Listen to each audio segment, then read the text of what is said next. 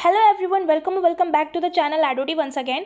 तो इस वीडियो में मैं आप लोगों से UP BSc nursing second round counselling का कट ऑफ शेयर करूंगी दैट कितने मार्क्स तक के स्टूडेंट इस सेकंड राउंड काउंसलिंग में पार्टिसिपेट कर सकते हैं। एंड रही बात दैट सेकंड राउंड काउंसलिंग आपकी कब तक स्टार्ट होगी, तो ये मैंने प्रीवियस वीडियो में आप लोगों से पहले ही शेयर कर दिया था दैट आपकी जो सेकेंड राउंड काउंसलिंग है वो मोस्ट प्रोबेबली 15 नवंबर के बाद से ही स्टार्ट होगी। ठीक है, तो उसके लिए अभी टाइम है। तो अभी मैं आप लोगों से डिस्कस करूंगी दैट कितने मार्क्स तक के स्टूडेंट पार्टिसिपेट कर सकते हैं सेकेंड राउंड में।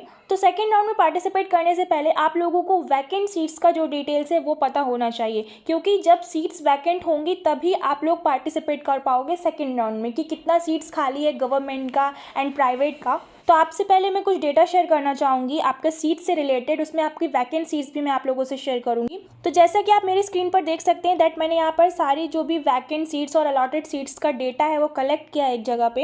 एंड सबसे पहली चीज़ तो आप लोगों को पता ही होगा दैट जो टोटल नंबर ऑफ सीट्स था गवर्नमेंट एंड प्राइवेट का वो आप देख सकते हैं यहाँ पे लिखा हुआ है that government number of seats थी टोटल आपकी 1310 और जो private number of total seats थी वो थी आपकी 10,130। ये तो ऑफिशियली पहले भी नोटिस में आ चुका था, तो ये तो आप लोगों को पता ही होगा। लेकिन अब मेन इंपॉर्टेंट बात ये है कि इनमें से कितनी सीट्स हैं जो फिल हो चुकी हैं और कितनी सीट्स ऐसी हैं जो कि वैकेंट है, क्योंकि उसी हिसाब से फिर आप लोग डिसाइड कर पाओगे कि आपको सेकेंड राउंड में पार्टिसिपेट करना चाहिए या नहीं करना चाहिए। ठीक है, यहाँ पर आप देख सकते हैं आपकी गवर्नमेंट सीट्स जो कि थी 1310, उसमें से जो अलॉटेड नंबर ऑफ सीट्स यानी कि जो सीट्स फिल हो चुकी हैं उनका नंबर है 1228, यानी 1310 में से 1228 जो सीट्स हैं वो आप लोगों की फिल हो चुकी हैं, फर्स्ट राउंड में पार्टिसिपेट करने वाले स्टूडेंट्स को मिल चुकी हैं। ठीक है, एंड रही बात प्राइवेट नंबर ऑफ सीट्स की, तो private number of total seats थी आपकी 10,130, जिसमें से आपका जो अलॉटेड नंबर ऑफ सीट्स हैं वो है 3,939। तो अब आपके पास टोटल नंबर ऑफ सीट्स का डेटा है, अलॉटेड नंबर ऑफ सीट्स का डेटा है, तो आप लोग माइनस करके जब निकालोगे तो आपके पास ऑलरेडी ये डेटा आ जाएगा that vacant number of seats का जो डिटेल है वो आप निकाल लोगे। जैसा कि यहाँ पर मैंने दिया भी हुआ है दैट गवर्नमेंट जो वैकेंट सीट्स बची हुई हैं आपकी खाली वो है 82 एंड प्राइवेट में जो नंबर ऑफ सीट्स जो वैकेंट है वो है अभी 6,191।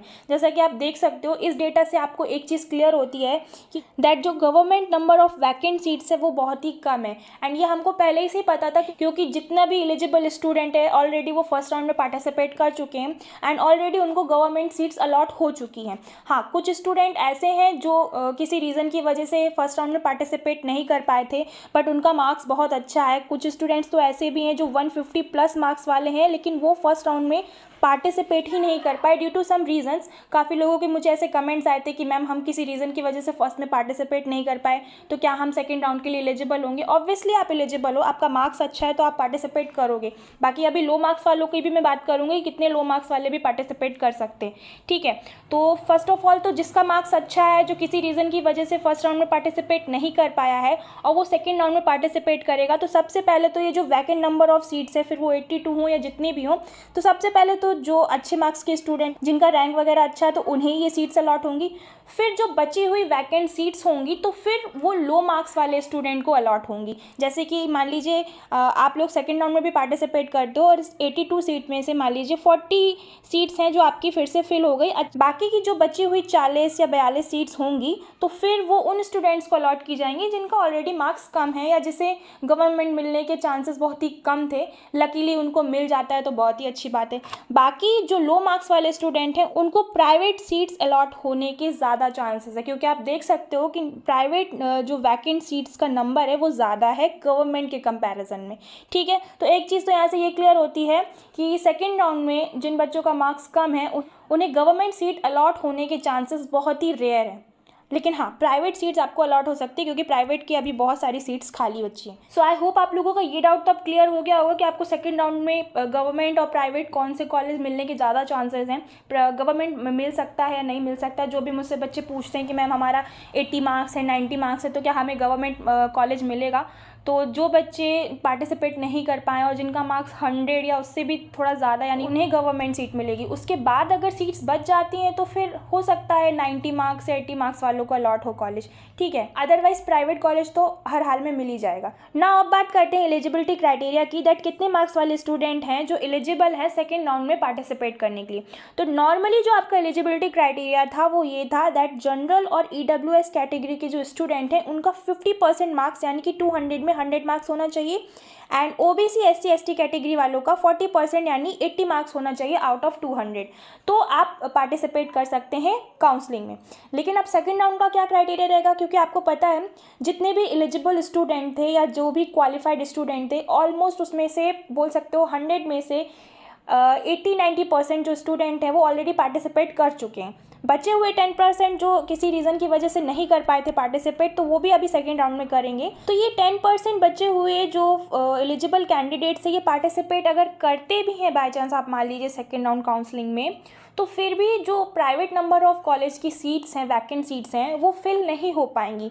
एंड कॉलेज वाले तो यही चाहेंगे कि उनकी जो सीट्स हैं वैकेंट वो फिल हो जाएं, ज़्यादा से ज़्यादा बच्चा वहाँ पर एडमिशन लें, क्योंकि इसमें उनका भी बेनिफिट होता है कहीं ना कहीं। तो वो लोग हर हाल में अपनी जो सीट्स हैं वो फिल करना चाहेंगे। तो उस केस में फिर क्या लो मार्क्स वाले बच्चे भी पार्टिसिपेट कर सकते हैं? तो उसका क्या एलिजिबिलिटी क्राइटेरिया हो सकता है वो मैं आप लोगों से शेयर करूँगी। तो ये लोग अपनी वैकेंट सीट्स को फिल करने के लिए कुछ इस तरीके से सेकेंड राउंड का कट ऑफ सेट कर सकते हैं, इसके चांसेस हैं। तो चांसेस ये हैं कि जनरल एंड EWS कैटेगरी जिसका नॉर्मली एलिजिबिलिटी क्राइटेरिया 50% था उसको ये लोग 40% पे शिफ्ट कर दें, एंड OBC SC ST वालों का नॉर्मल एलिजिबल क्राइटेरिया 40% था उसको ये 30% यानी 60 मार्क्स पर शिफ्ट कर दें, तब ये लोग अपनी जो वैकेंट सीट्स है वो फिल कर पाएंगे। तो उस केस में फिर जो स्टूडेंट 60 प्लस यानी 73 वाला, 80 मार्क्स वाला, 75 मार्क्स वाला जो स्टूडेंट है वो भी ईजिली पार्टिसिपेट कर सकता है सेकेंड राउंड काउंसलिंग में, ठीक है। तो इससे बड़ी गुड न्यूज़ और क्या हो सकती है कि अगर 30% पे ये लोग शिफ्ट कर देते हैं OBC SC ST को, और जनरल EWS का जो एलिजिबिलिटी क्राइटेरिया अगर 40% पे शिफ्ट कर देते हैं, तो आराम से जो 73 मार्क्स वाले या 80 मार्क्स वाले स्टूडेंट हैं, फिर वो इनमें से जो भी कैटेगरी से बिलोंग करते हैं, वो ईजिली सेकेंड राउंड में पार्टिसिपेट कर सकते हैं। ऑल्दो ये जो डेटा मैं आपसे शेयर कर रही हूँ या ये जो भी मैं ये क्राइटेरिया शेयर कर रही हूँ, ये अभी 100% श्योरिटी नहीं है इसकी कि ऐसा होगा ही। लेकिन क्योंकि आप जैसे कि प्रूफ मैं आप लोगों को दिखा रही हूँ, अगर इनकी इतनी ज़्यादा सीट्स खाली हैं तो उसके लिए इसका होने के चांसेस भी ज़्यादा हैं कि ऐसा हो सकता है। उस केस में फिर आप लोगों का जिसका भी लो मार्क्स है, जो 70 प्लस मार्क्स वाले स्टूडेंट है, 71, 72, 73 या फिर 82, 83 वाले मार्क्स वाले स्टूडेंट भी हैं, तो वो भी इजीली पार्टिसिपेट कर पाएंगे। बाकी जिनका मार्क्स अच्छा है या वो जो पार्टिसिपेट नहीं कर पाए थे वो तो करेंगे ही। साथ ही साथ कुछ स्टूडेंट ऐसे भी हैं जिन्हें फर्स्ट राउंड में अलॉटेड जो कॉलेज है वो उससे सेटिस्फाइड नहीं है, तो वो भी पार्टिसिपेट करना चाहते हैं, तो वो भी ईजिली पार्टिसिपेट कर सकते हैं। वो बात अलग है कि उनको वापस से सिक्योरिटी मनी वगैरह डिपॉजिट करना पड़ेगा, तो ये अलग चीज़ है, वो मैंने आपसे पहले ही शेयर कर दिया था, ठीक है। लेकिन अभी यहाँ पे हम बात कर रहे थे कि कितने लो मार्क्स वाले स्टूडेंट पार्टिसिपेट कर सकते हैं। तो चांसेस बहुत हाई है कि 70 प्लस वाले बच्चे जो हैं उनको भी सेकेंड राउंड में पार्टिसिपेट करने का मौका मिल सकता है। तो मैं आप लोगों को झूठी होप भी नहीं दूंगी, जो सच है वो बता रही हूँ कि ऐसा होने के चांसेस हैं ज़्यादा, लेकिन क्लियर नहीं है, इसलिए मैं ये भी नहीं बोलूँगी कि आप लोग पूरे श्योर हो जाइए कि हाँ भी 70 प्लस वाले बच्चे भी पार्टिसिपेट कर लेंगे।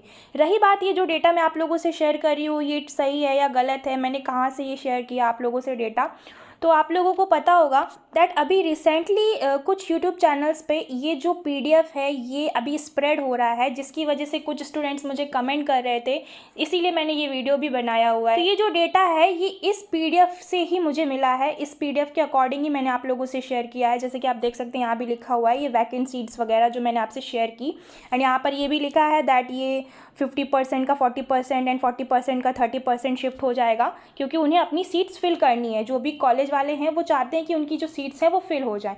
तो ये जो डेटा था वो ऑफिशियली अभी किसी वेबसाइट पे अनाउंस नहीं हुआ है, ऑल्दो मैं ये नहीं कहूँगी कि ये जो PDF है ये फेक है, बट मैं ये भी नहीं कह सकती कि ये पूरी तरीके से ट्रू है, बिकॉज अभी किसी भी ऑफिशियल वेबसाइट में, फिर वो DGME हो, नर्सिंग की वेबसाइट हो, आपकी काउंसलिंग वाली, कहीं पर भी ये PDF अपलोडेड अभी तक नहीं है, तो इसको मैं पूरी तरीके से ट्रू नहीं मान सकती। लेकिन क्योंकि ये इसमें जो सिग्नेचर वगैरह हैं उससे ये प्रूफ होता है कि दैट ये जो नोटिस है वो पूरी तरह फेक भी नहीं हो सकता, इसीलिए मैंने आप लोगों से शेयर किया ताकि आप लोगों को इन्फॉर्मेशन मिलती रहनी चाहिए टाइम टू टाइम जो भी चल रहा है, ठीक है। तो इसलिए मैंने आपको इन्फॉर्म करने के लिए बस ये वीडियो बनाया है। बाकी ऑफिशियली जब ये नोटिस अनाउंस हो जाती है तो उसके रिगार्डिंग भी मैं आप लोगों को इन्फॉर्म कर दूंगी वीडियो और टेलीग्राम चैनल के थ्रू। बाकी ये जो PDF है, अगर आप लोग चेक करना चाहते हैं कि एग्जैक्टली इसमें क्या लिखा हुआ है, तो मैं इसका लिंक डिस्क्रिप्शन में और कमेंट सेक्शन में पिन कर दूंगी, तो आप लोग वहाँ से जाकर चेक कर लीजिएगा। एंड आई होप आप लोगों को ये वीडियो पसंद आई होगी। And if you like it then don't forget to like, subscribe and share. Also press the bell icon for more such update. Thanks for watching this video.